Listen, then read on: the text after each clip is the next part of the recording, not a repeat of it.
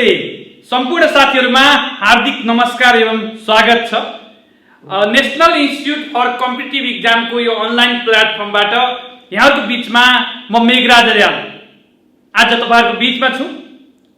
मैले आज अत्यन्तै महत्त्वपूर्ण विषयवस्तु यहाँहरुको बीचमा पस्कने कोसिस गरिरहेको छु, जुन लोकसेवा आयोगद्वारा निर्धारण गरिएको शाखा अधिकृतको पाठ्यक्रममा आधारित रहेर के कस्ता प्रश्नहरू आउँछन् र के कसरी सल्भ गर्न सकिन्छ भन्ने विषय आजको हाम्रो यो प्रस्तुतिको महत्त्वपूर्ण विषय हुने कुरा मैले यहाँहरुलाई सुरुमा विनम्रतापूर्वक निवेदन गर्न चाहन्छु। आज हामी लोकसेवा आयोगले निर्धारण गरेको शाखा अधिकृतको पाठ्यक्रममा के कस्ता प्रश्नहरू सोधिन्छन् भनेर लोकसेवा आयोगले नै दिएको फर्मेटको बारेमा आज हामी छलफल गर्दै छौं। त्यो भन्दा महत्त्वपूर्ण कुरा नेपालको निजामती प्रशासनमा छिरेर राष्ट्र सेवक भएर जनताको सेवा गर्ने जुन उद्देश्य राखिराख्नुभएका सम्पूर्ण साथीहरू हुनुहुन्छ, उहाँहरूलाई आफ्नो तयारीका निमित्त, आफ्नो तयारीलाई मजबुत गर्नका निमित्त र आफ्नो तयारीलाई छोटो समयमै लोकसेवा आयोगको पाठ्यक्रमभित्र छिरेर यसलाई चिरफार गर्न सक्ने एउटा क्षमताको विकास गराउनका निमित्त र तपाईले आफ्नो सपना पूरा गर्नका निमित्त आजको यो श्रृंखला महत्त्वपूर्ण हुनेछ भन्ने अपेक्षा लिएको छु। र आज हामीले विशेष गरी साथीहरू यो जेनरल अवेयरनेसको बारे पार्टमा है, यो सामान्य ज्ञान जीके को पार्टमा आज हामी छलफल गर्ने छौं र यसमा लोकसेवा आयोगले निर्धारण गरेका नमुना प्रश्नहरू, मोडल क्वेशनहरूको बारेमा पनि we'll try to discuss here very rigorously। हामी एकदमै गहन ढंगले विश्लेषण गर्ने कोसिस गर्ने छौं र प्रश्नहरू कुन खालको आउँछ भन्ने बारेमा पनि तपाईलाई थोरै एउटा तपाईको माइन्डमा ट्रिगर गर्ने कोसिस गर्ने छौं। अगाडि बढौं है त। ओके, सर्वप्रथम त हामीले के जान्नुपर्छ भने शाखा अधिकृतको प्रिलिमिनरी एक्जामिनेसनमा जो प्रारम्भिक भन्ने गरेका छौं, जसलाई शाखा अधिकृत खानका निमित्त प्रारम्भिक अर्थात आइरन गेटको रूपमा चिनिन्छ। यो एक्जाम पास नगर्नेहरूले सेकेन्ड, थर्ड, फोर्थ, अझ भनौं परराष्ट्रको सन्दर्भमा एक्स्ट्रा पेपर आई र आईआई है, जो दुवै पेपरमा सही हुने अवसरबाट वञ्चित हुन्छन्। त्यसकारण यो पेपरमा को नलेज, यो पेपरमा चाहिँ तपाईको चाहिँ कमान्ड, यो पेपरको चाहिँ तपाईको क्वेशनको चाहिँ प्याटर्नले तपाईको चाहिँ आगामी पेपरहरूलाई पनि यसले सहयोग गर्छ र यो अब्जेक्टिभ भएको हुनाले यो एकदमै वस्तुपरक हुन्छ। तपाईले कति मिलाउनु भो अन द स्पट थाहा हुन्छ। त्यसले तपाईको चाहिँ सब्जेक्टिभ मूल्याङ्कन भन्दा अब्जेक्टिभ मूल्याङ्कनको यसको चाहिँ तपाईको जुन कमान्डले पछिल्लो चाहिँ तपाईको पार्टलाई हेल्प गर्छ। के छ त यता तपाई हेरौँ है त साथीहरू। तपाईलाई थाहा छ साथीहरू, सेक्सन अफिसरमा 100 वटा क्वेशन है, 100 वटा प्रश्नहरू आउँछन्। त्यो मध्ये 30 आईक्यू एन्ड देन 20 इंग्लिश र जीके 50 रहेको छ। Each question carries 1 mark. सबै प्रश्नहरूको अंकभार 1 रहेको छ। त्यो मध्ये जीके मा 50 क्वेशन आउँछन् है। 50 वटा क्वेशन मध्ये के छ भने साथीहरु, यहाँ सिम्पली तपाईले के जान्नुपर्छ भने यो 50 वटा क्वेशन मध्ये यहाँ दुईटा है, 50 वटा क्वेशन मध्ये दुईटा पार्टहरु जान्नुपर्छ। तपाईले लेभल आई भन्छ, लेभल आई र लेभल आईआई है, लेभल आईआई को पार्टमा यहाँले जान्नुपर्छ। यो भनेको कति भनेपछि 50 आउट अफ 50 क्वेशन 30 क्वेशन है, 30 चाहिँ लेभल आई को हुन्छ जो सिम्पल हुन्छ र 20 क्वेशन चाहिँ लेभल आईआई को हुन्छ। लेभल आईआई को हुन्छ साथीहरु 20 है। यो भनेको के भने out of 50 question 60% belongs to level I and then remaining 40% belongs to level II. तपाईले यति बुझ्नु पर्यो के हो त लेभल आई, के हो त लेभल आईआई। हामी गर्ने छौं फर्स्ट लेभल र सेकेन्ड लेभल भनेर भन्छ। सेकेन्ड लेभलको अलिकति जटिल खालको प्रश्न थोरै हुन्छ र चाहिँ तपाईको अलिकति कमन इजी क्वेशन चाहिँ के हुन्छ, धेरै हुन्छ। यति कुरा बुझौं साथीहरु। यो गरातबाट छर्लङ्ग हुन्छ, यहाँले बुझिसक्नु भयो जस्तो छ र अगाडि बढौं है त साथीहरु। अब nature of question in general awareness, सामान्य ज्ञानमा जनरल नलेजमा आउने प्रश्नको नेचर कस्तो हुन्छ त। यहाँ लेभल आई क्वेशन भनेर भनिएको छ। 4 विकल्प मात्र है, 4 वटा अप्सन मात्र भएका सामान्य बहुवैकल्पिक प्रश्नहरू, जस्तै नेपालमा नागरिक एपको सुरुवात कहिले भयो, नागरिक एप्लिकेसनको सुरुवात कहिले भयो? 2077 साल माघ 1 गते, माघ 2 गते, माघ 3 गते, माघ 4 गते, माघ 2 गते यसको सही एन्सर हो। एउटा टिक लगाउन सायद तपाईँ चाहिँ त्योबाट अगाडि बढ्न सक्नुहुन्छ। यो अलि इजी हुन्छ। लेभल आई, त्यसैगरी लेभल आई के हो त? यो पनि चर्चा गर्नुपर्ने जरुरी छ है। हामी सिधै सिलेबसमा प्रवेश गर्नुभन्दा पहिला यसमा के कस्ता प्रश्नहरू कसरी सोधिन्छन् भन्ने बारेमा वृहत ज्ञान राख्न जरुरी छ। त्यसैको यो आज महत्त्वपूर्ण श्रृङ्खला तपाईहरुको बीचमा मैले पस्कने कोसिस गरेको छु। र के हो त लेभल आई बुझौँ है त।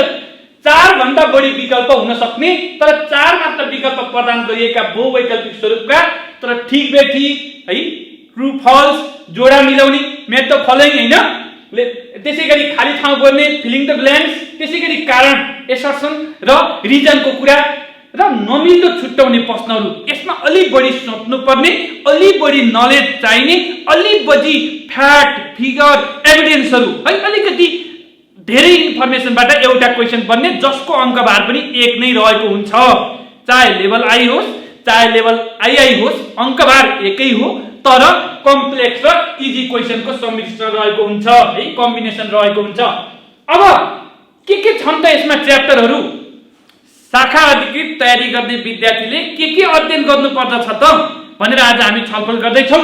फर्स्टमा जियोग्राफी है, यो जियोग्राफीमा विशेष गरी नेपाल र विश्वको भूगोल भनेर भनिएको छ। त्यसमा पनि 3टा पार्ट है, फिजिकल, सोशल एन्ड इकोनोमिक है, physical, social and economic geography of Nepal and world.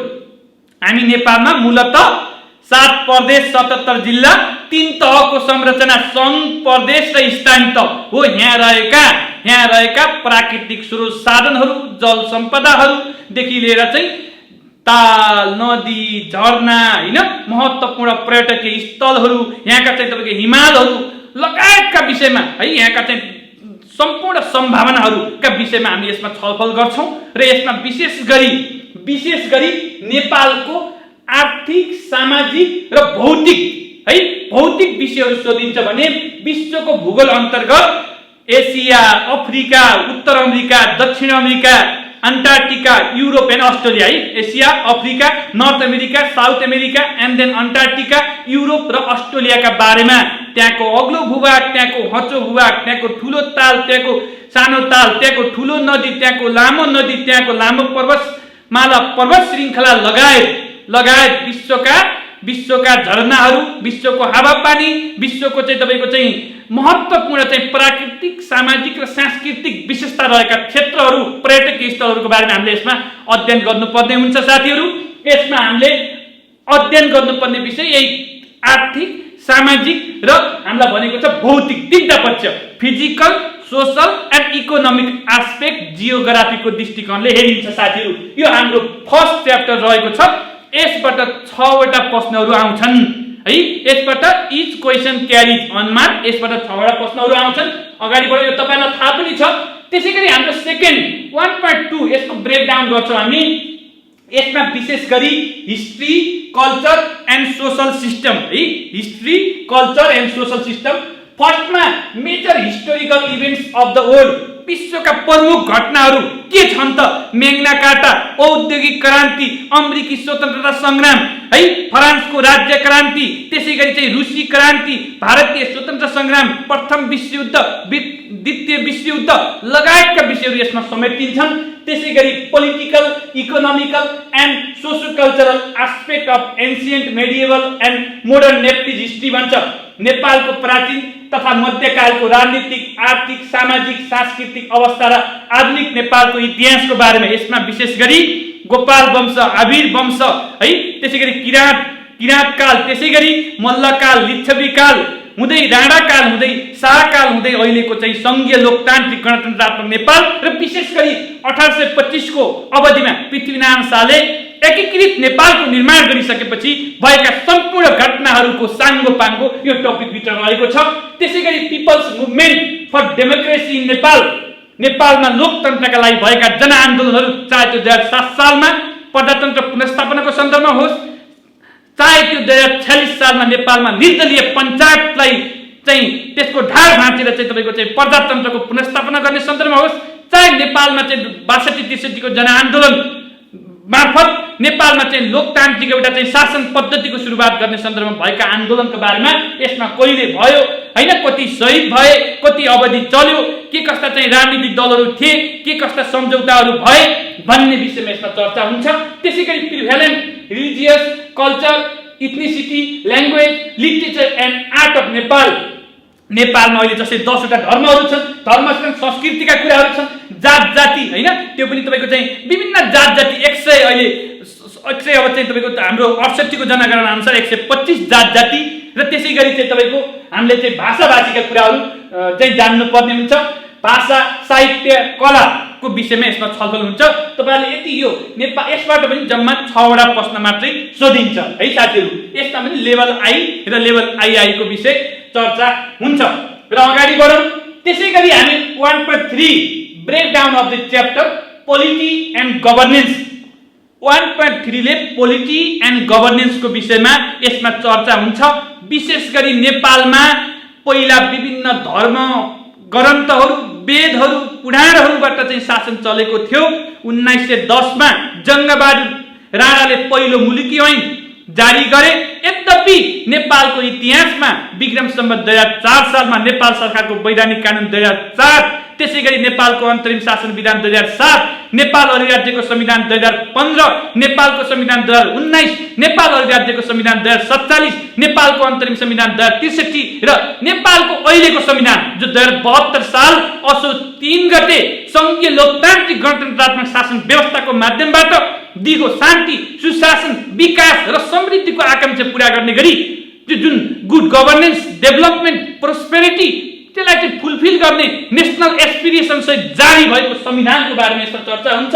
त्यसैगरी पोलिटिकल सिस्टम नेपालमा विभिन्न चाहिँ शासन व्यवस्थाहरू, विभिन्न राजनीतिक चाहिँ व्यवस्थाहरू, चाहे निर्दलीय व्यवस्था होस्, चाहे तपाईको चाहिँ संसदीय व्यवस्था होस्, चाहे अहिलेको संघीय लोकतान्त्रिक गणतन्त्रात्मक व्यवस्था होस्, यो बहुदलीय प्रतिस्पर्धात्मकसँग सम्बन्धित मल्टी पार्टी कम्पिटिटिभ सिस्टमसँग सम्बन्धित रिलेटेड इस्युहरू यसमा छलफल हुन्छ। त्यसैगरी राइट बेस्ड इस्युज, तपाई हाम्रो अधिकारका कुरा, मानव अधिकारको ह्युमन राइट्सको इस्यु छ, फन्डामेन्टल राइट्स, मौलिक हकको विषय छ, महिला, दलित, आदिवासी, जनजाति, मधेसी, पिछडिएको क्षेत्रका वर्ग, क्षेत्र, समुदायसँग जे जति विषयहरू जोडिएका छन् त्यो राष्ट्रिय स्तरमा र त्यो अन्तर्राष्ट्रिय स्तरमा भएका घटनाहरू यसमा आउँछ र नेपालको इतिहासमा जुन सेवामा हामी छिर्न खोजिरहेका छौं, निजामती सेवा हैन कि सार्वजनिक प्रशासनको सुदृढीकरण गर्ने सन्दर्भमा नेपालमा बनेका विभिन्न कमिसनहरू, एनएम बुच कमिसन, प्रशासकीय पुनर्गठन योजना आयोग 2013, प्रशासन सुधार आयोग 2025, प्रशासन सुधार आयोग 2032, त्यसैगरी उच्च स्तरीय प्रशासन सुधार आयोग 2047, त्यसैगरी चाहिँ तपाईको उच्च स्तरीय प्रशासन सुधार सुझाव समितिको बारेमा यसमा चर्चा हुन्छ। नेपालमा यो विषयमा चाहिँ अब यसबाट नि 6 वटा प्रश्न नै यसको अंकबार रहेको छ। अगाडि बढौं। त्यसैगरी इकोनोमिक डेभलपमेन्ट, आर्थिक विकाससँग सम्बन्धित है, जो क्वालिटेटिभ एन्ड क्वान्टिटेटिभ है, तपाईले चाहिँ वृद्धि भन्दा पनि विकासको कुरा छ, त्यसका पक्षहरू छन्। त्यो पक्षहरू आर्थिक विकासको निमित्त चाहिने पक्षहरू अन्तर्गत इन्फ्रास्ट्रक्चर डेभलपमेन्ट इन नेपाल, नेपालको पूर्वाधार विकासको विषय छ। Agriculture, industry, trade, tourism, transportation, communication, education, health and electricity नेपालमा विकासका पूर्वसारहरू, कृषि, उद्योग, व्यापार, पर्यटनदेखि लिएर यातायात सञ्चारका विषयहरू। नेपालमा यातायातको सुरुवात कहिले भयो, अहिले चाहिँ कति हाइवेहरू छन्, त्यसैगरी कम्युनिकेसनको सन्दर्भमा नेपालमा पत्र पत्रिका, टिभी, रेडियो, टेलिभिजन यी सबै विषयहरूका हामी छलफल यो टपिकभित्र छलफल हुन्छ साथीहरू। शिक्षा, स्वास्थ्य, विद्युतका कुराहरू छन्। नेपालका शैक्षिक संस्थाहरू पहिलो कुन हो, अहिले चाहिँ कुन कुन नेपाली मिडियमको पहिलो कुन, इङ्ग्लिस मिडियमको पहिलो कुन, त्यसैगरी नेपालमा ठूला जलविद्युत आयोजनाहरू कुन कुन हुन्, अहिले निर्माणाधीन कुन कुन छन्, स्थापना मितिका आधारमा अगाडिदेखि पछाडि, त्यसैगरी उत्पादन क्षमता क्यापासिटीका आधारमा अगाडिदेखि पछाडि गर्दै यसरी विभिन्न प्रश्नहरू यसबाट सोधिन्छ। त्यसैगरी सेकेन्डमा the Nepalese economic issues relating to the planning, mobilization of resources, growth, development and employment, नेपालको चाहिँ तपाईको आर्थिक वृद्धि, विकास र रोजगारीसँग स्रोत साधनको परिचालन गर्ने विषयहरू, अन्तर्राष्ट्रिय क्षेत्रसँग समन्वय, सहकार्य गरेर आर्थिक चाहिँ तपाईको चाहिँ सहायताका विषयहरू छन् हैन, ऋणका विषयहरू छन्। यी सबै विषयहरू यस अन्तर्गत आउँछन्। र त्यसैगरी Nepal economic interaction with the world, नेपालको विश्वसँगको आर्थिक सम्बन्ध, जस्तै हामी आईएमएफ को कुरा होला, इन्टरनेशनल मोनिटरी फन्ड, वर्ल्ड बैंकको कुरा होला, त्यो वर्ल्ड बैंक अन्तर्गत पनि विभिन्न संस्थाहरू रहेका छन् है। तपाईलाई थाहा छ साथीहरू, International Bank for Reconstruction and Development, International Development Association, International Finance Corporation, Multilateral Investment Guarantee Agency, International Centre for Settlement of Investment related डिस्प्युटिजका विषयहरू, एसियन इन्फ्रास्ट्रक्चर डेभलपमेन्ट ब्याङ्कका कुराहरू, ब्रिक्स ब्याङ्कका कुराहरू, एसियन डेभलपमेन्ट ब्याङ्कका कुराहरू, यी सबै आर्थिक चाहिँ पक्षसँग जोडिएका विषयहरू यो टपिकभित्र आउँछ। यसबाट पनि 6 वटा प्रश्नहरू सोधिन्छ साथीहरू।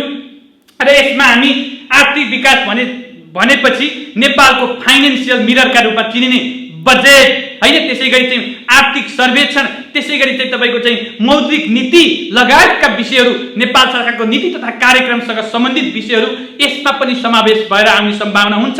नेपालको बीमाको व्यवस्था, नेपालको पुँजी बजारको व्यवस्था, विद्यमान यी अवस्थाहरू जो आर्थिक वृद्धि र विकाससँग सम्बन्धित रहेका समसामयिक र ज्वलन्त विषयहरू यसमा चाहिँ जोडिएर आउँछन् साथीहरू। त्यो विषयमा तपाईले तयारी गर्नुपर्ने हुन्छ यो टपिक अन्तर्गत रहेर। त्यसैगरी च्याप्टर जेनरल इस्युज जो अहिलेको जल्दो बल्दो इस्युका रूपमा रहेका विषयहरू रहेका छन्। सस्टेनेबल डेभलपमेन्ट, त्यो लामो समयसम्म टिकाउ हुने आफैमा धानिने वातावरण मैत्री विकास जो अहिले 17 वटा लक्ष्यहरू छन्, 169 वटा चाहिँ त्यसका चाहिँ तपाईको क्वान्टिटेटिभ गोल्स छन्, त्यसैगरी इन्डिकेटर 232 वटा छन्, त्यो बारेमा छलफल हुन्छ। Environmental ecology, the biotic and abiotic फ्याक्टरको इन्टरेक्सन एन्ड त्यसको चाहिँ तपाईको इन्टर रिलेसनशिपको पार्ट भयो। इकोलोजिकल प्रिजर्भेसन, हाम्रो वरिपरिको वातावरण संरक्षण गर्ने विषयहरू।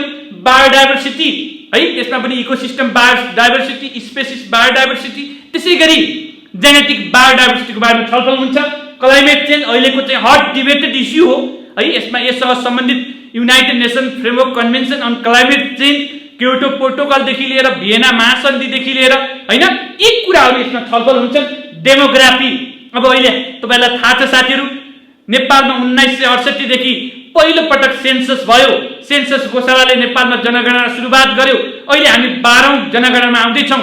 मेरो गणना मेरो सहभागिता भन्ने मूल नाराका साथ 2078 को जनगणना हुने भनेर तोकिए पनि कोभिड पेन्डेमिक, यो चाहिँ corona pandemic is spreading so quickly all over the nation, that's why यो के भएको छ, अहिले पोस्टपोन भएको छ। यी विषयहरू र माइग्रेसनका विषयहरू, विवाहका कारणले गर्दा, रोजगारीका कारणले गर्दा, अवसरका कारणले गर्दा हुने माइग्रेसनका प्रकार, त्यसले चाहिँ पार्ने प्रभाव, त्यसको चाहिँ उद्गम स्थलमा हुने प्रभाव र छोडेर जाने र जाने ठाउँमा हुने प्रभावका विषयहरू।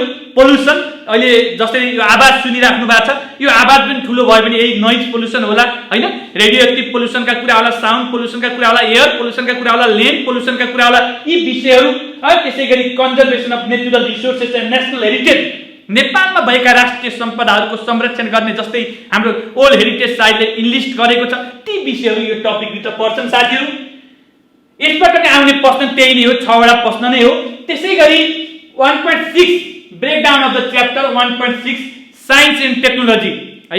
साइन्स एन्ड टेक्नोलोजी अत्यन्तै इम्पोर्टेन्ट, जो लोकसेवा तयारी गर्नका निमित्त धेरै इम्पोर्टेन्ट छ र हाम्रो जनजीवनलाई सजिलो बनाउनका निमित्त, सहज गराउनका निमित्त, कन्भिनियन्ट गराउनका निमित्त, कम्फर्टेबल गराउनका निमित्त जति पनि मोडर्न डिस्कभरिजहरू भएका छन्, जति पनि इन्भेन्सनहरू भएका छन्, जति पनि विश्वमा साइन्टिस्टहरूले नयाँ नयाँ आविष्कारहरूको सुरुवात गरेका छन्, चाहे कोरोनाको खोप किन नहोस्, चाहे चाहिँ तपाईँको विभिन्न विषयहरू यससँग जोडिन्छन् है साथीहरू। अब यसमा हामीले यसको ब्रेकडाउन हेर्यो भने major scientific discoveries and invention, महत्त्वपूर्ण वैज्ञानिक अन्वेषण र आविष्कारहरू, चाहे थर्मोमिटर ग्यालिलियो आविष्कार गरे, लह ग्रेभिटेसन जस्तै गुरुत्वाकर्षण सिद्धान्त सर आइजैक न्युटनले आविष्कार गरे, पत्ता लगाए, यी विविध विषयहरू यसमा आउँछन्।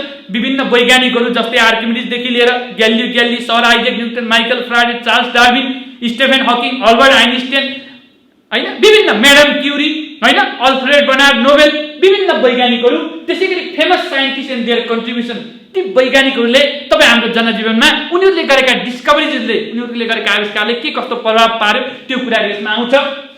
त्यसैगरी impact of science and technology in human life and society, science and टेक्नोलोजीका पोजिटिभ एन्ड नेगेटिभ इम्प्याक्टहरू के छन् त्यो विषयमा नि हामी यो टपिकभित्र छलफल हुन्छ। General information on evolution, heredity, health and disease है, विभिन्न वंशाणु, स्वास्थ्य र क्रम विकास, हाम्रो चाहिँ जो रामापिथे कसदेखि अहिले होमोसेपियन्ससम्मको यात्रादेखि लिएर विभिन्न चाहिँ तपाईँको रोग है, रोगका कुरा, खोपका कुरा, सर्ने, communicable disease, non communicable disease, त्यो खोप तिनी विरुद्धका खोप भ्याक्सिन कहिले दिइन्छ, कसले पत्ता लगाए, हैन, विभिन्न रोगबाट बच्चाका निमित्त के कस्ता सावधानीहरू अपनाउने, के कस्तो भिटामिन खाने, त्यसको चाहिँ रासायनिक नाम के हो, भिटामिनको अभाव भयो भने के हुन्छ, यस्तै यस्तै विषयहरू साइन्स एन्ड टेक्नोलोजी अन्तर्गत अध्ययन गर्नुपर्ने हुन्छ। र यसमा 6 वटा प्रश्नहरू सोधिन्छ। 6 वटा प्रश्न मध्ये त्यो हाम्रो अगाडिको फर्मुला छ के छ, 60% level I and then 40% level II को विषय पनि मैले फेरि तपाईहरुलाई के गर्न चाहन्छु, रिमाइन्ड गराउन चाहन्छु। त्यसैगरी international affairs and international institution, है, अन्तर्राष्ट्रिय मामिला र संघ संस्थाहरू नेपालले तय गरेको परराष्ट्र नीतिका आधारमा बाह्य जगतसँग कायम गर्ने सम्बन्ध र सो सम्बन्धका आधारमा चाहे तपाईको मल्टिलेटरल फोरममा होस् चाहे बाइलेटरल फोरममा होस् आफ्ना कुराहरू राख्ने विषय, त्यस सन्दर्भमा अन्य विभिन्न देशहरूको सहायताले सहयोगले निर्माण गरेका विभिन्न, जस्तै त्रिभुवन विमानस्थल कसको सहयोगमा बन्यो, हैन, भिरकुटी कागज कारखाना कसको सहयोगमा बन्यो, अरनीको हाइवे कसको सहयोगमा बन्यो, हैन, लामोसाङ्गु जिरी हाइवे कसको सहयोगमा बन्यो, धरान धनकुटा कसको सहयोगमा, यस्ता विषयहरू यहाँ त्यही भएर के भनिएको छ भने Nepal relation with the SAARC member countries भन्छ। सार्क भनेको एमबीबीएस पानी, है, जस्तै भारत, पाकिस्तान, अफगानिस्तान, बंगलादेश, नेपाल, श्रीलङ्का, हैन, त्यसैगरी चाहिँ त्यसको मालदिव, भुटानसँगको सम्बन्ध, तिनले चाहिँ विभिन्न सम्बन्ध भनेपछि हवाई सम्झौता कहिले भयो, हैन, चाहिँ तपाईको चाहिँ बाइलेटरल एग्रीमेन्टहरू के भएका छन्, हैन, पीस एन्ड फ्रेन्डशिप ट्रिटीहरू के भएका छन् त्यो विषय पर्दछ। त्यसैगरी मेजर कन्ट्रिजहरू चाइना, हैन, चाइना, युएसए, हैन, United Kingdom, Russia, France, Germany, Switzerland र जापान पनि यिनीसँग कहिले डिप्लोमेटिक रिलेसन, त्यसलाई कूटनीतिक सम्बन्ध, अन्तर्राष्ट्रिय सम्बन्ध कहिले कायम भयो भन्ने विषयहरू पनि यसमा चाहिँ अध्ययन गर्नुपर्ने हुन्छ। त्यसैगरी अगर यी देशले नेपालमा जब सम्बन्ध कायम गरिसकेपछि, हैन, हाम्रो चाहिँ नेपालको आर्थिक, सामाजिक, सांस्कृतिक विकासमा यी देशले कसरी योगदान गरे, के ठाउँमा योगदान गरे, कहिले योगदान गरे, कस्तो कस्तो किसिमको सम्झौताहरू भयो, है, यी विषयहरू, त्यो नेपालबाट त्यहाँ पहिलो राजदूत को भयो, त्यहाँको पहिलो राजदूत नेपालमा कहिले भयो, हैन, नेपाल सहायता समूहको सदस्य कहिले भयो, यी विविध विषयहरू यसमा चाहिँ समेटिन्छन्। र त्यसैगरी अर्को युएन सिस्टम, है, विश्वमा दोस्रो युद्ध समाप्त भइसकेपछि पिस एन्ड सेक्युरिटी मेन्टेन गर्नका निमित्त 6 अङ्ग भएको, हैन, United nation general assembly, security council, economic and social council, trusteeship council, international court of justice and secretariat गरी 6 अङ्ग भएको संयुक्त राष्ट्र सङ्घ र सो मातहतका विभिन्न विशिष्टीकृत एजेन्सीहरू, है, विशिष्टीकृत स्पेशलाइज एजेन्सीज अफ युएनओ लगायत तिनको प्रधान कार्यालय कहाँ छ, स्थापना कहिले भयो, नेपाल ती स्पेशलाइज एजेन्सीको सदस्य कहिले भयो, नेपाल सेक्युरिटी काउन्सिलको अस्थायी मेम्बर कहिले भयो, युएनमा नेपालको योगदान के छ, युएन अन्तर्गतका अर्गानहरूले कहिले चाहिँ नोबेल पुरस्कार पाए, युएनमा चाहिँ सबभन्दा बढी खर्च बेहोर्ने राष्ट्रहरू के छन्, युएनले चाहिँ विश्वमा मनाउने गरेका वर्षहरू, अन्तर्राष्ट्रिय वर्षहरू के हुन् भन्ने विषयमा यसमा के गर्नुपर्ने हुन्छ, चर्चा गर्नुपर्ने हुन्छ। र यहाँ केही कुराहरू जस्तै सार्क भनेर लेख्यो, South Asian Association for Regional कोअपरेसनको विषय छ। त्यसैगरी BIMSTEC, Bay of Bengal Initiative for Multisectoral Technical and Economic कोअपरेसनको विषय छ। त्यसैगरी ASEAN Association of South East Asian नेसनको कुरा छ। त्यसैगरी युरोपियन युनियनको विषय छ। यी विषयहरू यसमा चाहिँ हामीले अन्तर्राष्ट्रिय सङ्घ संस्थामा पढ्नुपर्ने हुन्छ। अरू अन्य सङ्गठन युएनडीपी का कुरा होलान्, हैन, इन्टरनेशनल एटोमिक एनर्जी का कुरा होलान्, हैन, यी चाहिँ विभिन्न अन्तर्राष्ट्रिय डब्ल्युटिओ वर्ल्ड ट्रेड अर्गनाइजेसनका विषयहरू, हैन, वर्ल्ड बैंक अन्तर्गत विभिन्न चाहिँ वर्ल्ड बैंक एउटा अम्ब्रेला अर्गनाइजेसन भयो, त्यस अन्तर्गत विभिन्न हाँगाहरू हामीले यसमा तयारी गर्नुपर्ने हुन्छ। यसमा चाहिँ विशेष गरी विश्व स्तरमा गठन भएका मल्टिलेटरल फोरमहरू, मल्टिलेटरल अर्गनाइजेसनहरू, बाइलेटरल अर्गनाइजेसनहरू, रिजनल अर्गनाइजेसनहरू, हैन, जस्तै अफ्रिकन युनियनको कुरा होला, ग्रुप 77 को कुरा होला, हैन, यी विभिन्न पक्षहरूको विभिन्न चाहिँ जस्तो नेटोको होला, नर्थ एटलान्टिक ट्रिटी अर्गनाइजेसनको विषय होला, यसमा चाहिँ छलफल हुन्छ। र अन्तिममा यसबाट 6 वटा प्रश्न आउँछ। जस्तै हामीले अघिसम्म चर्चा गर्यौं 7 छक्का 42, 7 6 42 भनेको 7 वटा च्याप्टरबाट 6 प्रश्नका दरले 7 6 42 42 वटा क्वेशन आउँछन् भने अन्तिममा breakdown of the chapter, major events and current affairs of national and international importance, राष्ट्रिय र अन्तर्राष्ट्रिय महत्त्वका विषयहरू जो दैनिक घटिरहेका घटनाहरू छन्, त्यस्ता घटनाहरू केसँग सम्बन्धित छन् त हेर्नुस् है साथीहरु। एकपटक तपाईलाई थाहा पनि छ, political, social, cultural, economic, scientific, sports, books, prize, reward, arts, literature, music, as well as noted personalities and thinkers, विश्वमा विश्व प्रसिद्ध फिलोसफरहरू, विश्व प्रसिद्ध चाहिँ तपाईको विश्वमा चाहिँ केही कन्ट्रिब्युट गरेका विश्व प्रसिद्ध व्यक्तिहरू हैन, खेलकुददेखि लिएर पुरस्कारदेखि लिएर आर्थिक, सामाजिक, सांस्कृतिक, वैज्ञानिक, राजनीतिक क्षेत्रमा घटेका नवीनतम घटनाहरू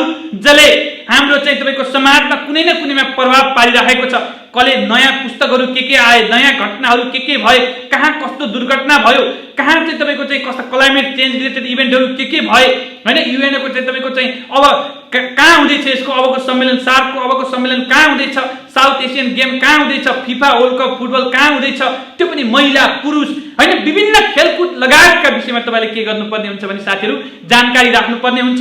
यो चाहिँ समसामयिक विषयमा भएको जानकारीले अन्य पक्षहरूलाई पनि सहयोग पुर्याउँछ। तपाईको रिटन सब्जेक्टिभ स्किल पनि स्ट्रङ हुन्छ। त्यसकारण यो विषयमा अलिकति डिटरमाइन भएर डेली न्युजपेपरहरू सुन्ने, न्युजपेपरहरू पढ्ने, बीबीसीहरू सुन्ने, नेपालका महत्त्वपूर्ण टेलिभिजनका न्युजहरू हेर्ने, टक सोहरू हेर्ने लगायत चाहिँ विभिन्न चाहिँ पत्र पत्रिका, फेसबुक, सोसल साइटमा आउने चाहिँ विभिन्न महत्त्वपूर्ण समसामयिक विषयहरू यसमा यहाँले तयारी गर्नुपर्ने हुन्छ। यसबाट 8वटा प्रश्नहरू है, 8वटा प्रश्नहरू चाहिँ तपाईले गर्दा total 50 each question carries one mark हैन, टोटल 50 चाहिँ क्वेशन चाहिँ जीके बाट आउँछ। आउट अफ 50 प्रश्न मध्ये 60% भनेको 60% भनेको जो 30वटा क्वेशन चाहिँ लेभल आई अलि इजी क्वेशन र 20 क्वेशन भनेको लेभल आई बाट आउँछ। मैले यो चाहिँ तपाईहरुलाई सरसरी हाम्रो सिलेबसको बारेमा जानकारी गराएँ। यसले पनि तपाईलाई पढ्नका निमित्त थोरै आधार प्रदान गर्छ। यो जान्नु अनिवार्य हो। यो जबसम्म सिलेबसको ज्ञान हुँदैन, पाठ्यक्रमको ज्ञान हुँदैन, तबसम्म हाम्रो प्रिपरेसन जति कमिटमेन्ट भए पनि त्यो रिगोरस प्रिपरेसन हुन सक्दैन, त्यो इफेक्टिभ प्रिपरेसन हुन सक्दैन, त्यो चाहिँ एक्जाम ओरिएन्टेड प्रिपरेसन हुन सक्दैन। That's why you need to recall syllabus every day. प्रत्येक दिन तपाईले चाहिँ आफ्नो सिलेबसलाई के गर्नुपर्ने हुन्छ, रिकल गर्नुपर्ने हुन्छ, सम्झनु पर्ने हुन्छ र त्योसँग सम्बन्धित विषयहरू तपाईले नोट गर्नुपर्ने हुन्छ। साथीहरू, अब हामी लोकसेवा आयोगले प्रदान गरेका मोडल क्वेशनको बारेमा छलफल गर्नेछौँ। यो सिलेबसको नलेज पछि अब कस्ता यी च्याप्टरबाट, यी अध्यायबाट, यी सब टपिकबाट कस्ता प्रश्नहरू आउँछन् भनेर लोकसेवा आयोगले निर्धारण गरेको छ। ती प्रश्नहरूको बारेमा आज हामी प्रश्नहरू मात्रै छलफल गर्ने छैनौँ, ती प्रश्नसँग सम्बन्धित अन्य पक्षहरू र ती प्रश्नहरूको उत्तर के हो त भन्ने विषयमा छलफल गर्नेछौँ। यो नेशनल इन्स्टिट्युट फर कम्पिटिटिभ एक्जामको अनलाइन प्लेटफर्मबाट तपाईहरुलाई विभिन्न ढंगले चाहिँ तपाईहरुलाई यो बारेमा जानकारी गराउने कोसिस गर्नेछु। ओके, अगाडि जाउँ। Sample question provided by public service commission. अब हेर्नुस् है, where does the trade wind exist amongst the following. तलका मध्ये अथवा निम्न मध्येमा व्यापारिक वायु ट्रेड विन्ड कहाँ पाइन्छ? के हो त ट्रेड विन्ड है, त्यो बारेमा पहिला थोरै बुझौँ, त्यसपछि यसको एन्सरमा हामी चर्चा गरौँला। व्यापारिक वायु ट्रेड विन्ड है, जस्तै तपाईलाई थाहा छ पृथ्वीलाई ठीक बीच भागबाट काट्ने रेखा भनेको भूमध्य रेखा हो, जुन पूर्वदेखि कहाँसम्म खिचिएको हुन्छ, पश्चिमसम्म खिचिएको हुन्छ। यसले पृथ्वीलाई ठीक बीच भागबाट काटेको हुन्छ। हो त्यही भूमध्य रेखीय उच्च चापपेटीबाट न्यून चापपेटीतिर बहने वायुलाई ट्रेड विन्ड भनिन्छ है।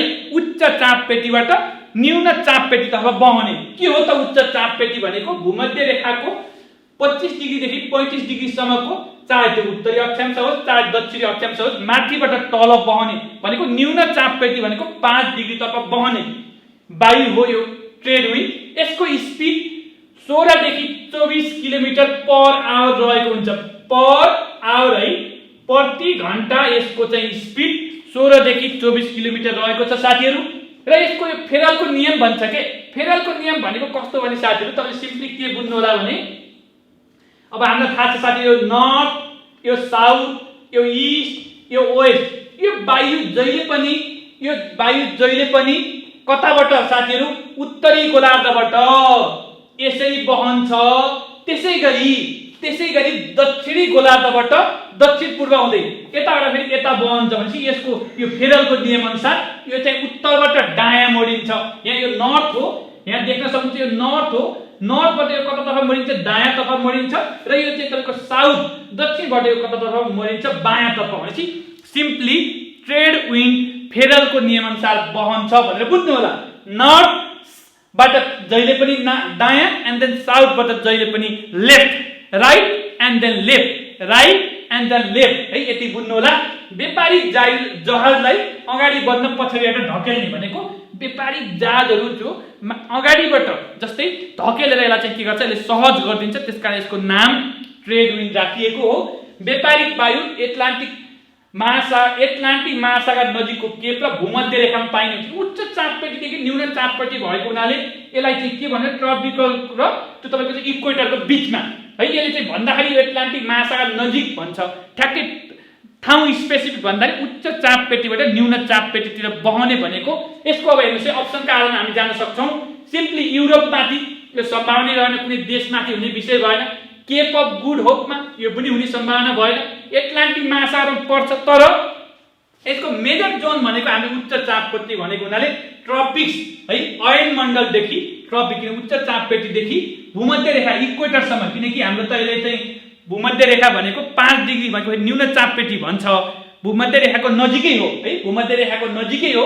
त्यसले गर्दा यसलाई हामीले के भन्न सक्छौं भने ट्रपिक्स एन्ड इक्वेटर र ट्रपिक्सको बीचमा, किनकि यो त माथि 35 देखि तल 5 सम्म झर्ने हो। यो अब एटलान्टिक महासागरमाथि हुन चाहिँ हुन्छ, तर यसको मेन रिजन भनेको उच्च चापपेटी र न्यून चापपेटी। त्यसले गर्दा यहाँको अप्सन हेर्दाखेरि सबैभन्दा नियरेस्ट अप्सन, सबैभन्दा मिल्ने अप्सन, लोजिकल अप्सन के देखिन्छ? डी। यसको सही आन्सर हो डी है, डी। यो चाहिँ ट्रेड विन्ड कहाँ पाइन्छ? धेरै मैले इन्फर्मेसन दिइसके। यो फेरलको नियम अनुसार बहन्छ, यो उच्च चापपेटी र न्यून चापपेटी तर्फ बहन्छ।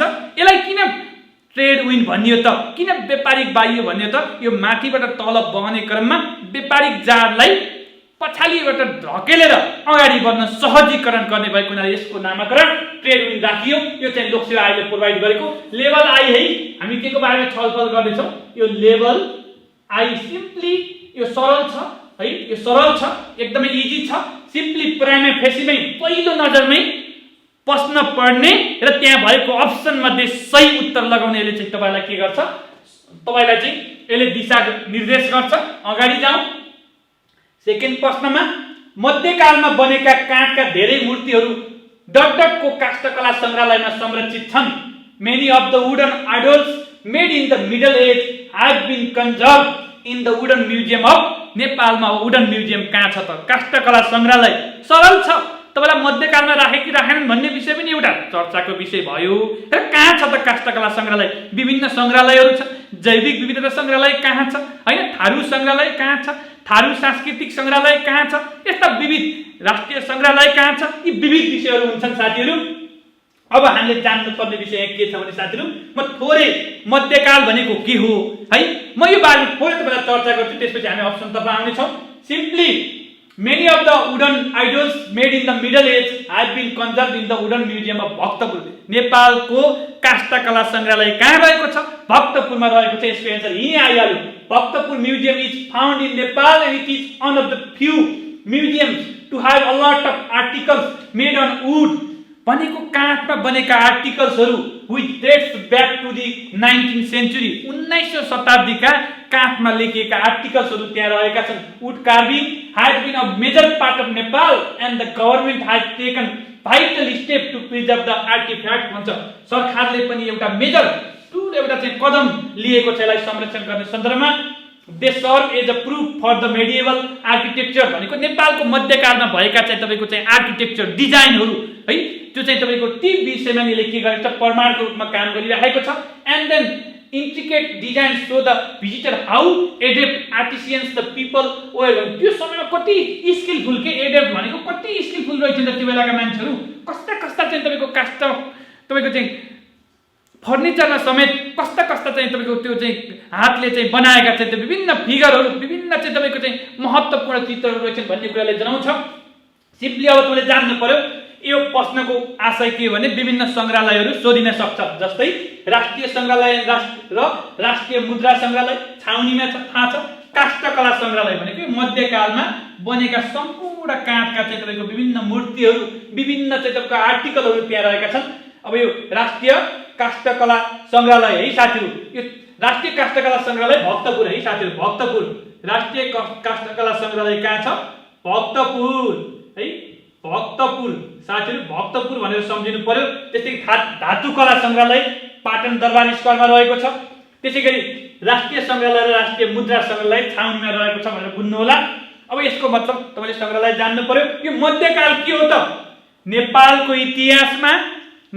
इतिहासमा लिच्छवी कालको अन्त्य र मल्लकाल पतन हुनु अगाडिको अवधि विक्रम सम्वत 936 देखि विक्रम सम्वत 1825 जति बेला नेपाल एकीकृत नेपालको रूपमा चाहिँ रह्यो, पृथ्वीनारायण शाहले एकीकृत नेपालको निर्माण गरे, यो बीचको अवधिलाई के भनिन्छ? मध्यकाल। किनकि यहाँ मल्लहरूले पनि शासन गरेको भएर यसलाई मल्लकाल पनि भनिन्छ, मध्यकाल पनि भनेर भनिन्छ साथीहरू। यो अवधिमा बनेका विभिन्न के छन्?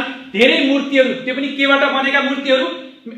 यो चाहिँ काठबाट, फर्निचरबाट बनेका मूर्तिहरू अहिले पाटनमा हो हैन, काठमाडौँमा हो हैन, कीर्तिपुरमा हो। यो सही एन्सर हो भक्तपुर। यसको सही एन्सर हो के हो?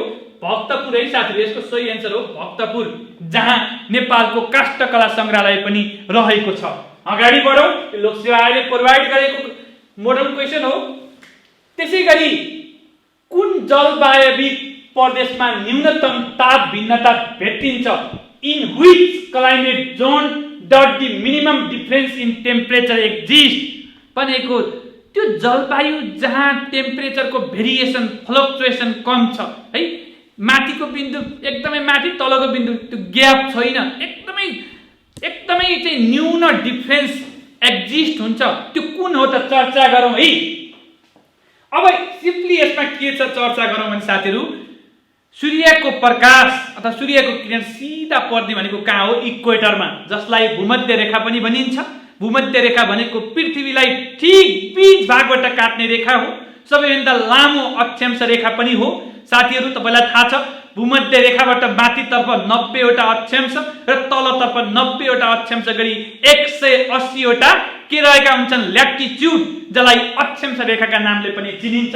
हो त्यही सूर्यको प्रकाश सिधा पर्छ, त्यसले गर्दा 12 मास भनौँ न, प्राय 12 मास चाहिँ यसको हुन्छ 12 मन्थ चाहिँ हामीले सिम्पली बुझ्दाखेरि, त्यसले गर्दा त्यो टेम्परेचर किनभने सिधा पर्ने भएपछि त्यस्तो धेरै भेरिएसन हुँदैन।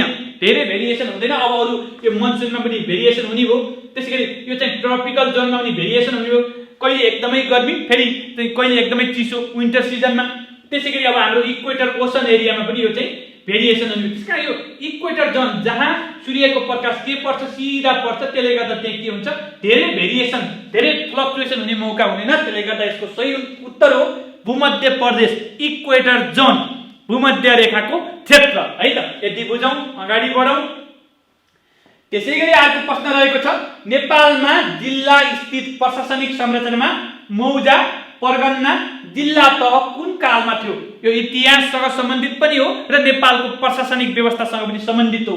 In which period there were the 3 levels of district administration that is mauja, pargana and jilla existed in Nepal? नेपालमा पञ्चायत काल, यहाँलाई थाहा छ 2017 साल पुस 1 गते राजा महेन्द्रले जननिर्वाचित बीपी कोइरालाको सरकारलाई बर्खास्त गरिसकेपछि उनले पञ्चायती व्यवस्थाको सुरुवात गरे। 2046 सालमा मात्र पञ्चायत नेपालबाट उन्मूलन भएर गयो है। त्यसैगरी राणाकाल 1903 मा भएको कोत पर्व, भण्डारखाल पर्व हुँदै 2007 साल फागुन 7 सम्मको यो अवधिलाई चाहिँ यो राणाकाल। लिच्छवी काल है, लिच्छवी नेपालको गोल्डन इरा, स्वर्ण युगका रूपमा चिनिने लिच्छवी काल।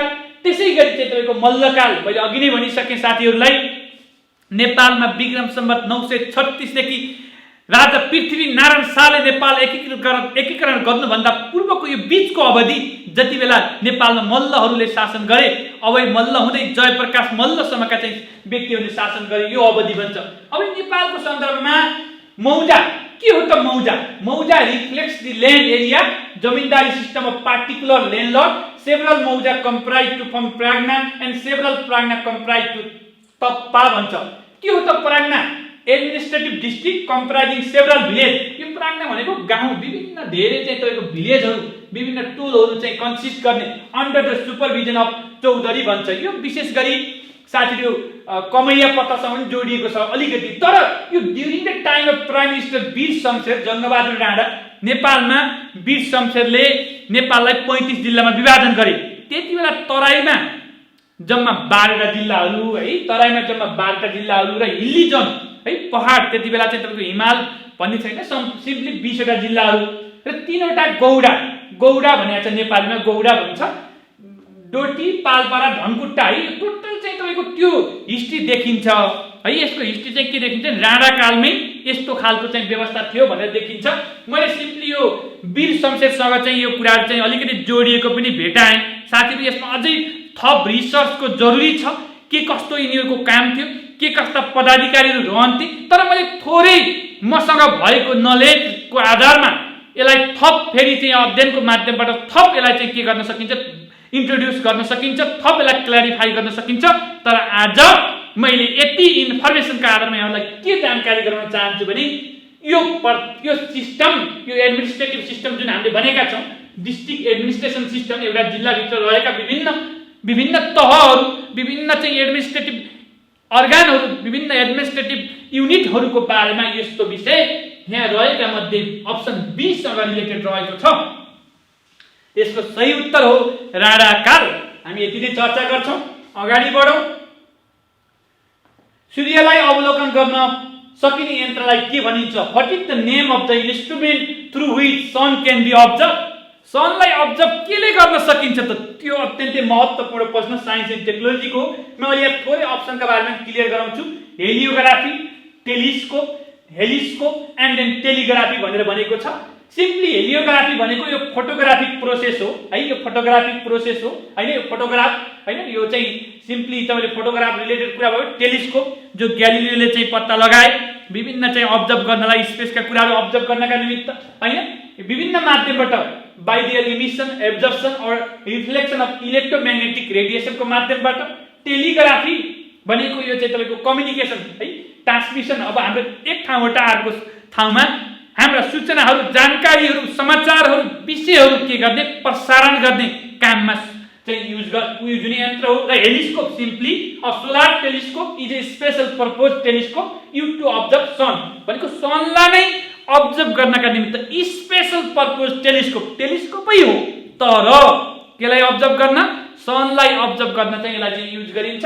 त्यसकारण यसको सही उत्तर हो। अब हामी सबै चारवटै अप्सनको बारेमा पनि जानकार भयौं र त्यसको चाहिँ अतिरिक्त यसको सही उत्तर हो हेलिस्कोप। सूर्यलाई अब्जर्भ गर्नका निमित्त प्रयोग गरिने यन्त्रको नाम हो हेलिस्कोप। ओके, अगाडि बढौं। मलाई लाग्छ यहाँहरुलाई यति भएपछि क्लियर हुन्छ जस्तो लाग्छ। अब त्यसैगरी बल्ल मैले अघि चर्चा गरेको थिएँ लेभल आइरहेको प्रश्न है, अलि डिफिकल्ट, अलि कम्प्लेक्स, अलि बढी सोध्न पर्ने र इक्जाममा अलि बढी समय लिने प्रश्न हो। र कुनै एक प्रश्नको उत्तर दिँदा कुनै एउटा जानकारीले मात्र त्यो उत्तर आउन सक्दैन।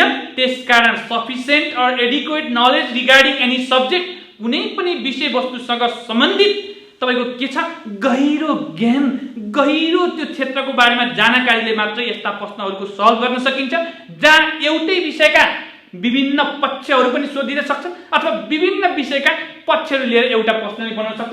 हेर है त, तलका कथनहरू ठीक वा गलत के छुट्याउनुहोस्। Find out whether in the following statement are right or wrong. तलका स्टेटमेन्टहरू राइट अर रङ के छन् यो बारेमा हामी चर्चा गर्छौं। अब यो लेभल आईको मैले कुरा गरि नै हाले साथीहरु। यसमा धेरै पक्षहरू र धेरै इन्फर्मेसनहरू हुन्छ। एक नम्बर हेरौँ है त, bricks and wood are used in the construction of the pagoda style temple which is rendered as original style in Nepal। के भनेको छ भने नेपालको मौलिक शैलीको रूपमा मानिएको, रेन्डर गरिएको प्यागोडा शैली मन्दिर निर्माणमा इटा र काठको प्रयोग हुन्छ। अब यस्तो प्रश्न आयो भने सिम्पली कुन होला त प्यागोडा शैलीको? पशुपतिनाथ हेर्नुस्, चाहे चाङ्गु नारायण हेर्नुस्, चाहे मानगिरी हेर्नुस्, के छ त्यहाँ प्रयोग? इटा र काठ छ कि छैन? अब तपाईलाई यो सोच्ने जिम्मा। त्यसैगरी थकाली समुदायमा पाइने ढिकुर प्रथा एउटा परम्परागत नाचगान गर्ने घर हो है। विभिन्न प्रथाहरू छन् नेपालमा, कमैया प्रथा, चारा प्रथा, झुमा प्रथा हैन, विभिन्न प्रथा। त्यसैगरी ढिकुर प्रथा यो कुनै पनि जातिको स्पेशल त्यहाँको चाहिँ तपाईको मौलिक ओरिजिनल प्रथा हो। के हो यो? विशेष गरी त्यहाँको चाहिँ तपाईको एउटा cooperation, economic cooperation, financial cooperation, financial assistance और डिफिकल्टिजमा चाहिँ गर्जो टार्ने एउटा प्रथा हो। त्यो बारेमा अझ म थप चर्चा गर्छु अनि त्यसपछि उत्तरमा आउँला। के हो त प्यागोडा शैली? मैले चर्चा गर्छु त्यसपछि मात्र उत्तर तपाईलाई लान्छु।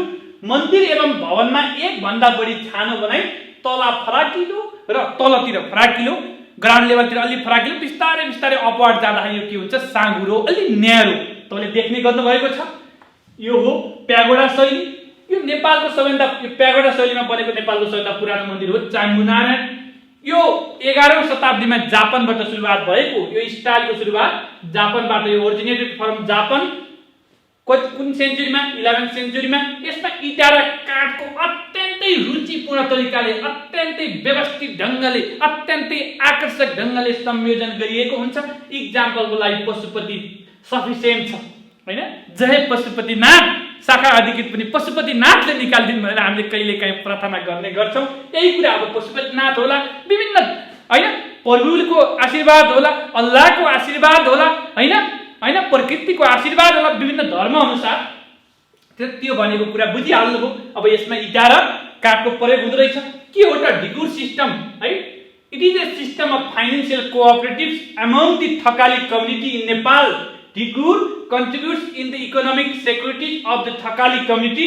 In this, several friends and relatives come together and contribute equal share to which is decided by their consent. सबैको सहमतिमा निश्चित रकम जम्मा गर्ने के गरिन्छ, व्यवस्था हुन्छ।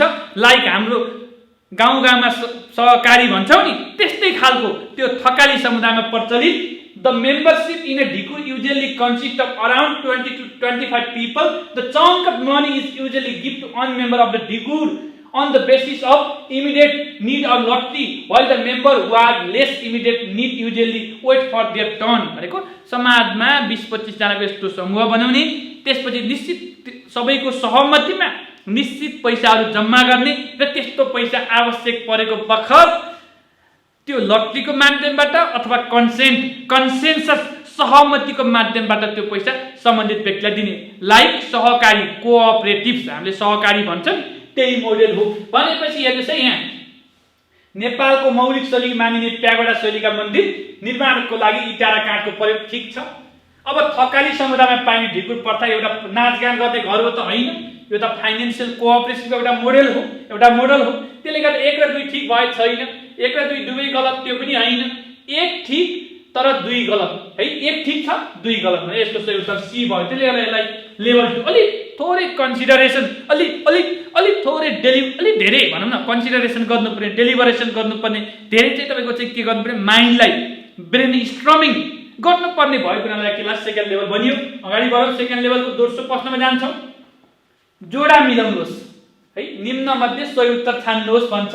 विभिन्न दार्शनिकहरू, विभिन्न फिलोसफरहरू दिएका छन्, त्यही आधारमा हामीले जोडा मिलाउने हो है।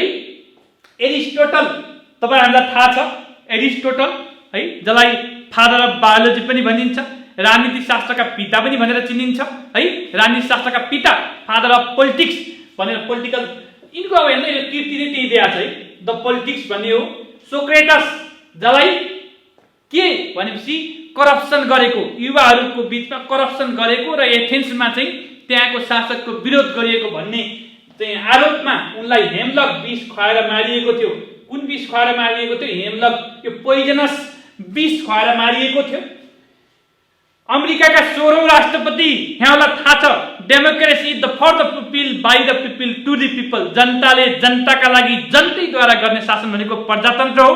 आज त्यही शब्दावलीको ठीक लोकतन्त्र, गणतन्त्र भनेर हामीले युज गरिराखेका छौँ है। उनले त्यहाँ चाहिँ तपाईँको चाहिँ काला र गोरा जाति बीच, जो गोरा जातिले कालालाई चाहिँ एउटा दासी रूपमा, दास प्रथाको रूपमा चाहिँ त्यो प्रचलित थियो, त्यो प्रथा तिनले के गरेका थिए, 1863 जनवरी 1 मा कम्प्लिट रूपमा हटाएका थिए। स्यालबरी सिस्टम कोसँग सम्बन्धित छ? हाम्रो चाहिँ अब्राहम लिङ्कनसँग सम्बन्धित छ। र त्यसै कार्ल मार्क्स सुन्नुभएको छ, कार्ल मार्क्स चर्चित विद्वान हुन्। उनले के भनेका छन् भने साथीहरू, पुँजीपतिहरूले श्रमिकलाई एकदमै थोरै मूल्यमा आफ्नो जीवन निर्वाह गर्ने गरी, थोरै मूल्य दिने गरी श्रमिकलाई काममा लगाउँछन् र त्यो श्रमिकबाट शोषण गरेर, श्रमको शोषण गरेर के गर्छन्, त्यो सामान महँगो मूल्यमा बेच्छन्। श्रमिकलाई जहिले पनि उसलाई माथि उठ्ने गरी भन्दा पनि उसको जीवन निर्वाह हुने गरी सब्सिस्टेन्ट लेभल भनेको निर्वाहमुखी चाहिँ जीवनयापन गर्नका लागि पैसा दिन्छन्। त्यसलाई भन्छ थ्योरी अफ सरप्लस भ्यालु है। सरप्लस भ्यालु हेर्नुहोस् है साथीहरू, यहाँ देख्नुहुन्छ एरिस्टोटलको चर्चित कृति A2 कहाँ छ? A2 B साथीहरू, B को कति भयो? B 3 है A to B3 A to B3 A to B3 है साथीहरु यहाँ अप्सन कहिलेकाहीँ नमिल्न सक्छ यो मोडल सेट हो है जे थियो त्यही सारे हो A to भनेको Aristotle the politics and then B3 है B3 भनेको हेमलक विष खाएर चाहिँ सोक्रेटसलाई मारियो त्यसैगरी अब्राहम लिंकनले दास प्रथाको के गरे अन्त्य गरे C4 and then finally Karl मार्क्सको द थ्योरी अफ सरप्लस है त्यो भनेको D1 यति कुरा जान्नु होला है यति कुरा तपाईले के गर्नु पर्ला जान्नु पर्ला A to B3 C4 and D1 है यो कुरा तपाईले जान्नु पर्ला साथीहरु यो कुरा तपाईले के गर्नु पर्ला जान्नु पर्ला यो कुरा तपाईले जान्नु A to B3 C4 and D1 simply Aristotle उनको चर्चित कृति हो द पोलिटिक्स सोक्रेटसको हेमलक विष खुवाएर उनलाई मारिएको थियो अब्राहम लिंकनले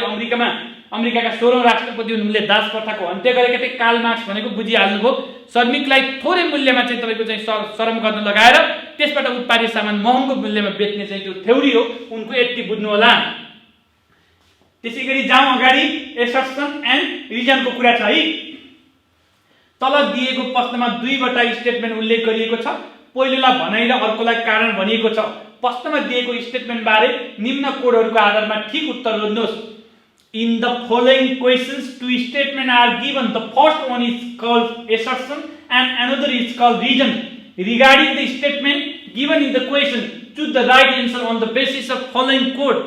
तलका अप्सन का हेरौँ है त के छ DNA fingerprinting has been a reliable means to find out the criminal, determining paternity, murder and rape. भनेको पितृत्व ठेगाना लगाउन तथा हत्या बलात्कार मुद्दामा अपराधी पत्ता लगाउन DNA फिंगरप्रिन्टिङ एउटा विश्वसनीय साधन बनेको छ हो नि जस्तै कसैले बलात्कार गर्यो तत्काल त्यो DNA उसको DNA सँग मिल्छ कि मिल्दैन भनेर परीक्षण गरिन्छ हत्या गर्यो यी विविध विषयहरू है यो विविध विषयहरू ठीक छ त्यसैगरी मौका तहक्कामा प्राप्त रौँ थुक वीर्य आदि प्रमाणजन्य अवशेषहरू DNA एनालाइसिसको लागि पर्याप्त हुन्छन् है remaining evidence such as hair, saliva, sperm, etc. found during the spot investigation are sufficient for DNA analysis. है अब यो माथि कारण भनेको छ त्यो कारण अनुसार त्यो रिजन छ कि छैन यहाँ हेर्दाखेरि के देखिन्छ भने यो माथि DNA फिंगरप्रिन्टिङ एउटा रिलायबल मिन्स हो इट्स ओके र त्यसको अतिरिक्त यी कुरा पनि DNA एनालाइसिसका लागि नेसेसरी हुन सक्छन् अथवा यी कुराबाट पनि केही फाइन्ड आउट गर्न सकिन्छ यसको मतलब यहाँ के हुन सक्छ भने भनाइ र कारण आर दुवै ठीक छन् ठीक छ यो सही हो पहिला त हामीले स्टेटमेन्ट जान्नु पर्यो अब ए को है कारण आर भनेको यो रिजन यो ए एसर्सनको एक्सप्लेनेसन हो कि यहाँ त हो है हो त्यसैकारण यो ठीक छ अप्सन ए र यसको के हो सही उत्तर हो कहिलेकाहीँ के छ नहुन पनि सक्छ कहिलेकाहीँ ए एसर्सन ठीक भएर रिजन गलत पनि हुन सक्छ कहिलेकाहीँ चाहिँ ए गलत भएर कारण ठीक पनि हुन सक्छ तपाईले विभिन्न अलिकति थोरै एनालिसिस गर्नुपर्छ यो खासै गाह्रो विषय छैन है त अगाडि बढौं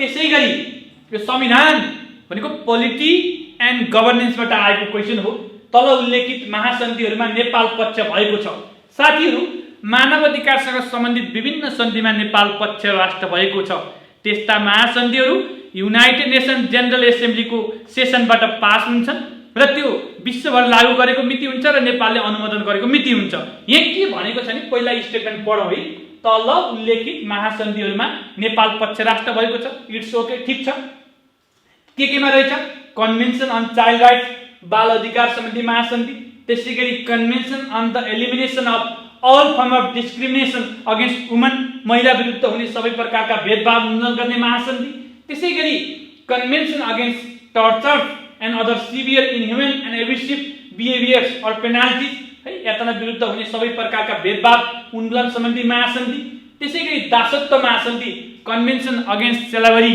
है यी कुरा भएको छ अब लागू भएका मितिका आधारमा कुन पहिला हो भन्छ है सबभन्दा पहिला लागू भएको हेर्नुस् है साथीहरु दासत्व महासन्धि सबभन्दा यो स्लेभरी यो लागू भएछ एक नम्बरमा हेर्नु साथीहरु त्यसैगरी यातना विरुद्ध भन्दा पहिला सिडम यो महिला विरुद्ध हुने विभिन्न भेदभाव उन्मूलन सम्बन्धी सन्धि लागू भएछ त्यसपछि 3 यातना त्यसपछि लास्टमा बालबालिका यही आधारमा अब अर्को पटक तपाईलाई के प्रश्न सोध्न सक्छ भने नेपालले अनुमोदन गरेको मितिको आधारमा मिलाउनुस् भनेर पनि सोध्न सक्छ तपाईले यति ध्यान दिनु होला। जस्ट यही आधारमा हामीले के भन्छौँ, सबभन्दा पहिला दासत्व लागू भएको रहेछ, यो 1 नम्बरमा रहेछ।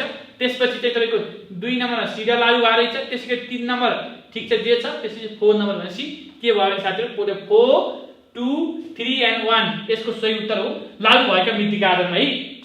1987 1981 1987 एन्ड 1990 हो यी मितिका आधारमा हामी अगाडि बढ्नु पर्ने हुन्छ। मानव अधिकारसँग सम्बन्धित विभिन्न महासन्धिहरू, कन्भेन्सनहरू, प्रोटोकलहरू छन्, त्यो पनि तपाईहरुले के गर्नुपर्छ, हेर्नुपर्ने हुन्छ। अगाडि बढौँ है त। ओके, सार्क राष्ट्रहरू। पहिलो कुरा त यहाँ के भनेको छ भने क्षेत्रफलका आधारमा सानोबाट ठूलो सार्क राष्ट्रहरूको क्रम कुन सही हो? सिम्पली पहिला सार्क राष्ट्र भनेको के हो त? MBBS पानी है। MBBS भनेको हाम्रो मेडिकल हैन, थाहा छ नि, bachelor of medicine and bachelor of surgery हो। MBBS पढ्नलाई अलि बढी मेहनत गर्नुपर्छ, पानी खाएर पढ्नुपर्छ है, अलि बढी मेहनत, किनकि त्यो त एउटा एकदम सेन्सिटिभ पनि हो, तपाईँ हाम्रो हेल्थसँग रिलेटेड सेक्टर पनि हो। अलि बढी स्टामिना भएको, अलि बढी इन्टेलेक्चुअल मान्छे, अलि बढी नलेजेबल मान्छे त्यो क्षेत्रमा जान जरुरी छ। पानी खाएर पढ्नुपर्छ भनेर सम्झिनु होला। त्यो भनेको मालदिभ्स, बंगलादेश, त्यसपछि तपाईँको चाहिँ भुटान, त्यसपछि श्रीलङ्का, त्यसपछि पाकिस्तान, त्यसपछि अफगानिस्तान, त्यसपछि नेपाल, त्यसपछि इन्डिया। अब यो त simply south Asian association for regional cooperation was established on 1985 December 8 whose headquarters is located at Kathmandu, Nepal है। दक्षिण एसियाली क्षेत्रीय सहयोग संगठन 1985 डिसेम्बर 8 मा स्थापना भएको छ, जसको चाहिँ तपाईको प्रधान कार्यालय भन्नुस्, सचिवालय भन्नुस् काठमाडौँमा रहेको छ। यसमा सुरुमा 7 राष्ट्र रहेका थिए भने 13औं सम्मेलनले गरेको प्रस्ताव र 14औं सम्मेलनदेखि अफगानिस्तान सहभागी भएको छ। यही आधारमा यसको अब हामीले यहाँ त भनेको छ एरियाका आधारमा भनेको छ, ठुलो छ। एउटा मैले फर्मुला दिइहाल्छु, त्यसपछि हामी अगाडि बढौँला है त। सबैभन्दा ठुलो भारत, त्यसपछि पाकिस्तान, त्यसपछि अफगानिस्तान, त्यसपछि नेपाल, पापा आने बस्री भूमा, पापा आने बस्री भूमा भनेको सबैभन्दा ठुलो भारत, त्यसपछि पाकिस्तान, त्यसपछि अफगानिस्तान, त्यसपछि नेपाल, त्यसपछि बंगलादेश, त्यसपछि श्रीलङ्का, त्यसपछि भुटान, त्यसपछि मालदिभ्स। यही हो। म थोरै कुराहरु तपाईलाई देखाउँछु। सबैभन्दा ठुलो भारत रहेछ, त्यसपछि के रहेछ? भारत, त्यसपछि पाकिस्तान, त्यसपछि अफगानिस्तान 3, त्यसपछि अफगानिस्तान, त्यसपछि नेपाल 1,47,000 है, यो 4 है। त्यसैगरी 5, त्यसपछि 6, त्यसपछि 7, त्यसपछि 8। कहिलेकाहीँ तपाईलाई जनसङ्ख्याका आधारमा नि अब अर्को इक्जाममा सोध्न सक्छ, त्यसकारण तपाईँ तयार हुनु पर्यो साथीहरु, तयार हुनु पर्यो है। अब नर्मल्ली यो चाहिँ स्क्वायर किलोमिटर हो है, स्क्वायर किलोमिटर हो। अब नेपालको अहिले अब तत्काल चाहिँ सरकारले चाहिँ घोषणा नगरिसकेको अवस्थामा हामीले 1,47,181 लाई नै मान्छौँ। त्यही आधारमा हेर्नुस् त, यही फर्मुलाका आधारमा जाउँ हामी। फर्मुलाका आधारमा हामी यहाँ चाहिँ के भनेको छ भने सानोदेखि ठुलो सार्क राष्ट्र है। के भनेको छ भने considering the area of SAARC nation, which of the following is the right order of those nations from the smallest to largest?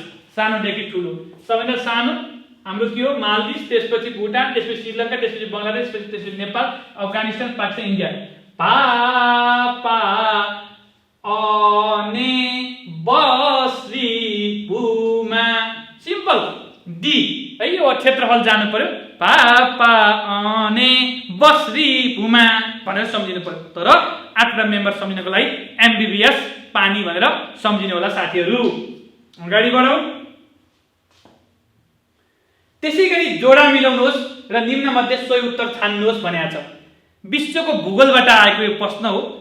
विश्वमा मैले अघि भनिहाले 7 महादेश, 5 महासागर, भूकम्प, ज्वालामुखी हैन, विभिन्न जलवायुहरूको बारेमा हामी अध्ययन गर्छौं। त्यो अन्तर्गत महादेशको बारेमा है, अफ्रिका महादेश, युरोप महादेश, सवाना, पामिर भनेको छ। अफ्रिका महादेश है विश्वको दोस्रो ठुलो महादेश, जसलाई डार्क कन्टिनेन्ट भनिन्छ, जसलाई भूमध्य रेखाले पनि काटेको छ, तर यहाँ सिम्पली डार्क कन्टिनेन्ट अँध्यारो महादेश है। A2 Europe. युरोप त यस्तो देश हो, तपाईलाई मैले युरोपको बारेमा भन्छु। युरोप चाहिँ लेट अस सपोज यो युरोप हो है, यो युरोप हो, लेट अस सपोज युरोप हो। यता पनि पानी छ, वाटर छ, यता पनि के छ? वाटर छ, यता पनि के छ? वाटर छ, यता चाहिँ के छ? बल्ल ल्यान्ड छ। भनेपछि तीनतिरबाट पानीले घेरिएको र एकतिरबाट जमिनले घेरिएको भागलाई पेनिन्सुला यानी कि नेपालीमा पराद्वीप भनिन्छ। स्वयं महादेश कन्टिनेन्ट युरोप पनि त्यस्तो अवस्थामा छ र त्यसभित्र रहेका देशहरू पनि त्यस्तो अवस्थामा छन्। त्यसले गर्दा युरोपलाई के भनिन्छ? पराद्वीपको पनि पराद्वीप भनिन्छ। त्यसैगरी अर्को महत्त्वपूर्ण विशेष रहेको छ साथीहरू, सवाना है। सवाना चाहिँ संसारको चिडियाघर, संसारको थानो, विषमताको महादेश। अब यो सवाना भन्ने घाँसे मैदान हो है, यो घाँसे मैदान हो।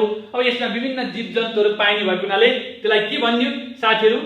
यसलाई चाहिँ तपाईको सिम्पली हेर्दाखेरि संसारको चिडियाघर। पामीर है, एसिया महादेशमा अवस्थित है, 5000 मिटरको उचाइमा तिब्बतमा अवस्थित पामीरको पठारलाई रूफ अफ वर्ल्ड, संसारको थानो भनेर पनि चिनिन्छ। ए आधारमा D3 हेर्नुस् है, ए के छ साथीहरु? हामीले एबाट हेरौँ, A2, B कतिमा छ? B5, त्यसैगरी C4 एन्ड देन D3 भन्छ। यही यसको सही उत्तर भयो B। भनेपछि महादेशका विशेषताहरू जान्नु पर्यो, त्यहाँका घाँसे मैदानहरू, त्यहाँका अग्ला हिमालहरू, हचो भूभागहरू हैन, पर्वतमालाहरू हैन, विभिन्न नदीहरू, तालहरू हैन, ज्वालामुखीहरू, यी सबै जान्नु पर्यो। ठुलो सानो अग्लो हचो कहाँ पर्छ, कुन देशमा पर्छ, कति मिटर छ, कति के छ, सबै कुराहरू तपाईले जान्नु पर्छ। यसको सही उत्तर भयो बी। अगाडि बढौं। त्यसैगरी निम्नलिखित कथनहरू बारे विचार गर्नुहोस्। Think about the following statement. अब यो हेर्नु सेकेन्ड लेभल अलि गाह्रो पनि छ है। खाली विचार गर्नुहोस्, जोडा मिलाउनुहोस्, कुन ठीक छ बेठिक भनेपछि धेरै अथाह ज्ञान चाहिन्छ। त्यही आधारमा पृथ्वी पूर्वबाट पश्चिमतर्फ घुम्छ। हेरौँ है, पृथ्वी पश्चिमबाट पूर्वतर्फ घुम्छ। भूमध्य रेखामा सबैभन्दा गर्मी हुन्छ। प्रत्येक 1 डिग्री देशान्तरमा 4 मिनेटको समय फरक पर्छ। अब हेर्नुहोस् है, पहिला मैले अर्थ कताबाट कता घुम्छ भन्ने कुरा चर्चा गर्छु है। रोटेसन अफ अर्थ। अर्थ जहिले पनि फ्रम वेस्ट टु इस्ट, जहिले पनि के गर्छ साथीहरु? पश्चिमबाट पूर्वतर्फ रोटेट गर्छ। अर्थ जहिले पनि पश्चिमबाट पूर्वतर्फ रोटेट गर्छ है। यो भनेको काउन्टर क्लकवाइज है, काउन्टर क्लकवाइज है। यो पूर्वबाट पश्चिम हैन, घडीको सुई घुम्ने दिशामा हो त है। घडीको सुई त कसरी घुम्छ साथीहरु? क्लकवाइज घुम्छ। यो काउन्टर क्लकवाइज है, काउन्टर क्लकवाइज घुम्छ भनेको त्यो पश्चिमबाट वेस्ट टु भनेको इस्ट घुम्छ है। यही आधारमा अब हामी चर्चा गर्छौं साथीहरु। यो माथि पूर्वबाट पश्चिम घुम्छ, पहिलो स्टेटमेन्ट गलत भइहाल्यो। पृथ्वी पश्चिमबाट पूर्व घुम्छ। The earth moves from west to east, ठीक छ। भूमध्य रेखामा सबैभन्दा बढी गर्मी हुन्छ। The equator is the hottest, किनकि सूर्यको प्रकाश सिधा त्यहाँ पर्छ, ठीक छ। गर्मी हुन्छ नि, यसलाई हट वेट क्लाइमेट पनि भनिन्छ त्यस वरिपरिको। र यो देशान्तर जस्तै 100 लेटर सपोज यो अर्थ हो, लेटर सपोज यो अर्थ हो, यो बीचको प्राइम मेरिडियन लाइन हो है। प्राइम मेरिडियन लाइन भनेको प्रधान मध्य रेखा। यस्ता चाहिँ एउटै बिन्दुबाट साथीहरु, एउटै बिन्दुबाट विभिन्न देशान्तर रेखाहरू खिचिएका हुन्छन् है। विभिन्न देशान्तर रेखा खिचिएका हुन्छन्। यो 0 डिग्री देशान्तर हो, जसलाई प्रधान मध्य रेखा पनि भनिन्छ है। त्यही देशान्तरबाट हामी जस्तै नेपाल अहिले चाहिँ अब दोलखा जिल्लाको 86 डिग्री 15 मिनेट भनेर पढ्नुहुन्छ नि। 2042 साल वैशाख 1 गते दोलखा जिल्लाको गौरीशंकर हिमाल भएर जाने 86 डिग्री 15 मिनेट पूर्वी देशान्तर रेखाका आधारमा नेपालको प्रमाणिक समय निर्धारण गरिएको, जुन बेलायतको ग्रीनविच समयभन्दा 5 घण्टा 45 मिनेट छिटो रहेको छ। पछि 0 बाट 86 डिग्री 15 मिनेट है, 86 डिग्री 15 मिनेटको कुरा छ नि है। 86 डिग्री 15 मिनेट भनेपछि यही हो। 1 डिग्रीमा 4 मिनेट छिटो हुन्छ। जस्तै बेलायतमा 3 बजे बज्दै गरेको बीबीसी नेपालमा कति बजे सुनिन्छ? बेलुका 8 बजेर 45 मिनेटमा सुनिन्छ।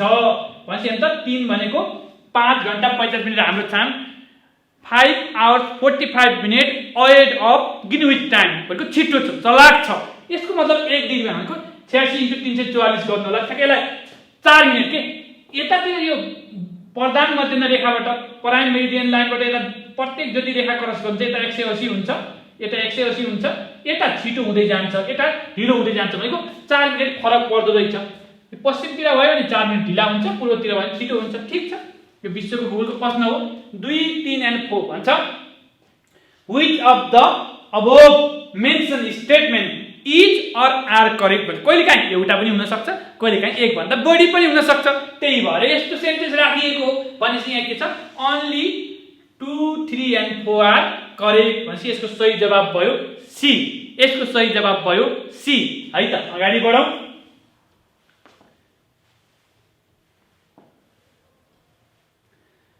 ओके, निम्नलिखित कथनहरू मध्ये कुन कथन ठीक होइन छान्नुहोस्। चारवटा कथन जान्नु पर्यो, कुन गलत छ छुट्याउनु पर्यो। Choose the statement which is not correct among the following, तलका मध्ये कुन गलत छ हेर्नुस् है। मेग्ना कार्टालाई मानव अधिकार विकासको प्राचीन दस्तावेज मानिन्छ है। सन् 1215 जुन 15 का दिन राजा जोन द्वितीयले जब राजा र धर्मगुरु बीचको सङ्घर्ष भयो, त्यसमा धर्मगुरुको जित भयो, धर्मगुरुको पक्षमा जनताहरू लागे, त्यही बेलामा एउटा सन्धि गरे। त्यो पनि बेलायतको लन्डनबाट 19 माइल टाढा रहेको रनिमेड भन्ने गाउँमा थेम्स नदीको किनारमा चराको प्वाखले छालामा 63 धारा भएको मेग्ना कार्टा जारी भयो, जो ह्युमन राइटसँग सम्बन्धित छ। ठीक छ, ओके। औद्योगिक क्रान्ति है, यसलाई भन्छ Magna Carta is regarded as the ancient document of human rights development. ठीक छ, औद्योगिक क्रान्तिको सुरुवात इटालीबाट भएको थियो। Industrial revolution was started from Italy. Is it right?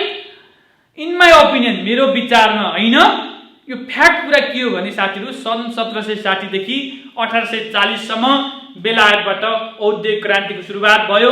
औद्योगिक क्रान्तिको सुरुवात पश्चात समाजमा पुँजीपति र चाहिँ तपाईँको चाहिँ के छ, श्रमिक वर्गको सिर्जना भयो। त्यसकारणले चाहिँ बेलायतको औद्योगिक क्रान्ति भनेर पनि, कहिले औद्योगिक क्रान्ति भनेको बेलायतको औद्योगिक क्रान्ति भनेर भन्ने गरिन्छ। इटाली होइन, इटाली होइन, गलत भइ नै हाल्यो। फ्रान्सको राज्य क्रान्ति बौद्धिक क्रान्ति भनेर चिनिन्छ। The state revolution of France is also called intellectual revolution है। फ्रान्समा 1789 मा समानता, स्वतन्त्रता र भातृत्व है, इक्वालिटी, फ्रिडम एन्ड ब्रदरहुड भन्ने मूल नाराका साथ सम्पन्न भएको फ्रान्सको बौद्धिक क्रान्ति, फ्रान्सको राज्य क्रान्तिमा तपाईँ हामी जस्ता बौद्धिक व्यक्तित्वहरू को हुन् त साथीहरू? एकपटक सुनौ है त। मन्टेस्क्यू, रुसो, भोल्टेयर, दिदेरो जस्ता महानतम इन्टेलेक्चुअलहरूको चाहिँ योगदान थियो। त्यसले यसलाई के चाहिँ, it is also called, it is also known as intellectual revolution. That's correct. ठीक छ, अगाडि बढौँ।